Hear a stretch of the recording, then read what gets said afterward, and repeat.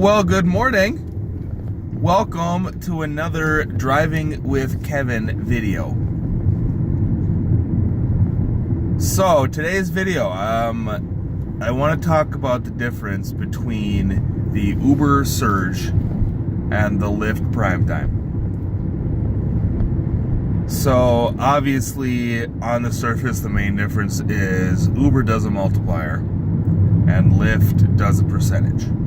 Okay, so you guys may have noticed on my live streams, if you don't drive both, Uber will have the honeycomb pattern, okay, that changes intensity based on how busy it is. So usually there's a light orange and then there's a really dark orange, almost red. Well, I guess I should say usually there's like a pink or there's like a red, generally. The darker the red, the busier it is, the higher the multiplier. Now, the Uber multiplier, and I'm talking about the current search system, not the new one that they're rolling out, because I haven't seen that. That's not in my market yet. So, the surge multiplier is whatever that multiplier is. They take the base, the time, and the distance, and they multiply it by that multiplier. Okay, now I'll explain why that's important in a minute. All right, Lyft does percentage, and Lyft, I think, words it better because they tell you flat out that you will get, X percentage more per trip. So I think that they word it better. But so Lyft just does squares, right?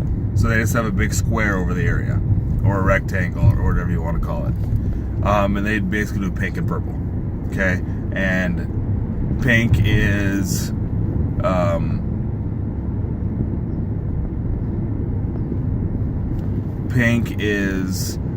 low amount, like I think like up to 100, I think like up to 75% is pink, and then 100% or more is purple, basically, or darker pink, whatever you want to call it.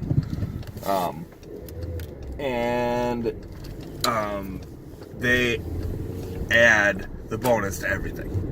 Okay, now let me explain why that's a key difference. So Uber Surge, like I said, it's base, time, and distance. Okay, it does not include the minimum fare supplement. So if you're taking somebody somewhere and it's the fare itself or the time and distance and the base do not add up to the minimum fare, and you get the minimum fare supplement, that does not included surge. That is not included in the surge calculation. So that's a separate fee. So say you take somebody somewhere and it's the minimum fare, right? But it's only the minimum fare because you received, let's say you got 75 cents in minimum fare supplement, okay? And it was a 3.2 surge. You're going to get the 3.2 on the base, the distance, and the time. And it says this when you look at your earnings breakdown, okay? But I think people get confused. So that minimum fare supplement is not multiplied by 3.2. So that is not included in the calculation. So in this case, the 3.2 multiplier would be the base, distance, and time added together, multiplied by 3.2, and then they add in the minimum fare supplement. So that's how they calculate it there. On the Lyft side, they take that fare, right, and multiply it by that percentage, and you get that much more. And it's the entire fare. Lyft does not give you a breakdown of distance, time, base, and minimum fare supplement. So you don't know what that is. So when you go in and you look at a fare on Lyft, all it will tell you is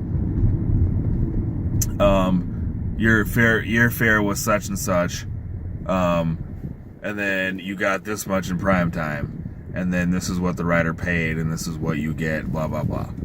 So they don't break it down line by line like Uber does. Uber will tell you, this is what you got in base, this is what you got in time, this is what you got in distance, this is what you got in minimum fare supplement. They'll tell you that, and they'll tell you this is what you got in search.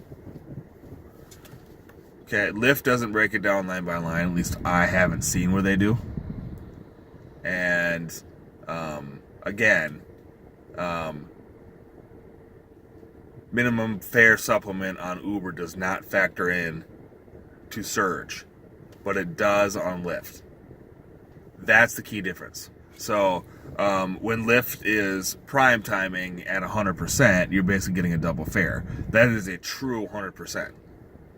Whereas if you're, regardless of who you're taking, okay, on Uber,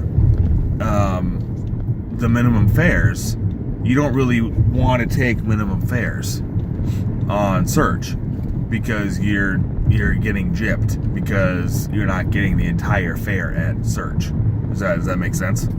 So if you're taking 100% prime time, minimum fare 100% prime time, you're getting exactly double that fare. Because if you go and you look at it, you will see that the prime time is equal to the fare. So if the fare is $3.75, you're getting $3.75 in prime time. Okay, you can verify that because you can go and look at it. Okay, you take that same Uber. Okay, say Uber is surging at 2 times. Okay, let's trying to find an easy math. So Uber would surge it at 2 times. Okay, so the way the math works is kind of finicky. So there's no such thing as a one-time Uber because that'd be the same fare. So at a minimum fare, a one-time surge would just be the minimum fare.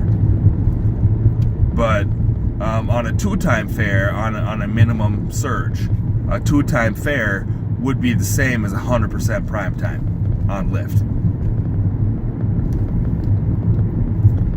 So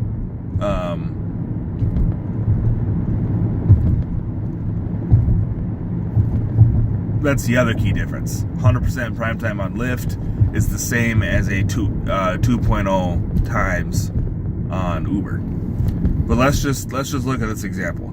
So a minimum fare ride on Uber at 2 times. So in my market would be $3.60. Okay, you'd think that'd multiply to be $7.20. No.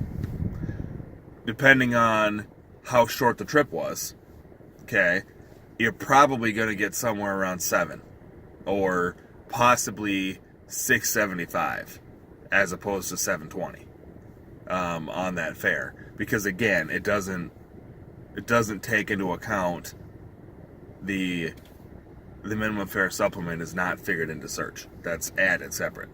So the math, when you look at it, the math looks finicky, and that's the reason why. Because again, the surge and the way the surge is calculated. So that's the main difference between Uber surge and Lyft prime time. If you have any questions or comments, leave them down below. Like and subscribe and share, and let's continue to grow. And look for a live stream Friday night, possibly tomorrow night, Friday night for sure. That's it. Uber, Lyft on, and be safe out there. And I'll see you guys in the next video. Peace.